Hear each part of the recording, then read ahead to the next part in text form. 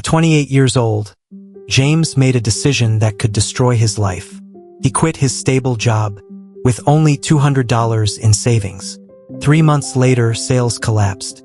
He thought he had made the biggest mistake of his life. This is the story of a man who stopped waiting. In a busy city lived a 28-year-old man named James. He worked in a small factory. His salary was just enough to survive.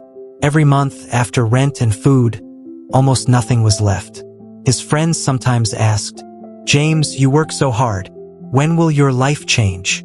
He smiled on the outside, but inside it hurt. One evening, walking home exhausted, James noticed something. An old man sat by the roadside, selling fresh juice from a small cart. The cart was simple: rusted wheels, faded paint, yet it was always surrounded by people. James bought a glass. The juice was fresh, delicious, different. "How long have you been doing this?" James asked. 15 years, the man said, smiling. "This small cart feeds my whole family." That sentence haunted James all night.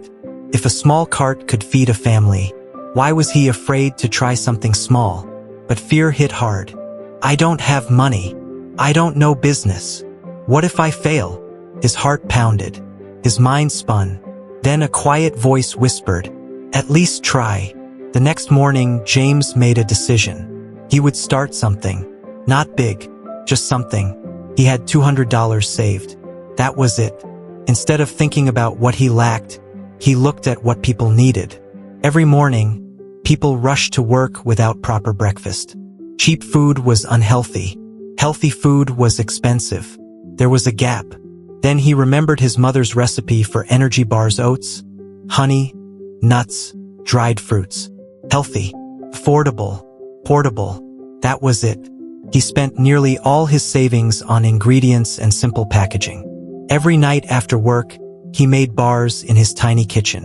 The first batch, 50 bars. Next morning, he walked to nearby coffee shops.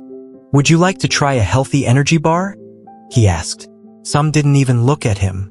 Some laughed. One owner threw a bar into the trash right in front of him. "Not interested," he said. James froze. That night, he stared at the unsold boxes. What if they're right? What if this was stupid? What if I wasted my last $200? Doubt almost crushed him. 2 weeks passed. Rejection piled on rejection. Then one quiet cafe owner said, "Leave 20 bars. If they sell, I'll call you." James didn't celebrate. He had heard maybe before. 3 days passed. Nothing. On the 4th day, his phone rang. "They're sold out. Bring 50 more." For the first time in weeks, hope rose. But growth brought new problems. One batch spoiled because he measured wrong. Money lost. Suppliers delayed.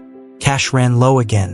There was a night he sat on the kitchen floor, surrounded by unsold boxes, whispering, "I should go back to the factory. At least it's safe." Fear and doubt roared. But quitting guaranteed failure. He decided to try one more time. 6 months later, his side income matched his factory salary. A crossroads appeared. Stay safe or leap. His hands shook as he handed in his resignation. 3 months after quitting, sales slowed. He panicked. Had he made the biggest mistake of his life? Then something shifted. A cafe recommended him to another. Word spread. Within a year, he supplied over 100 locations. 3 years later, he employed 15 people. But the biggest gain wasn't money. It was belief. Belief that you don't need everything to start. You just need to start. From James' story, remember this: you don't need big money. You need a real solution.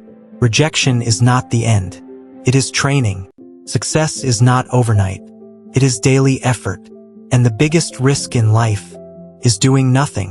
If you have a dream inside you, don't wait for perfect conditions. Start small. Start scared. But start. Because the only difference between those who succeed and those who don't is that one decided to act.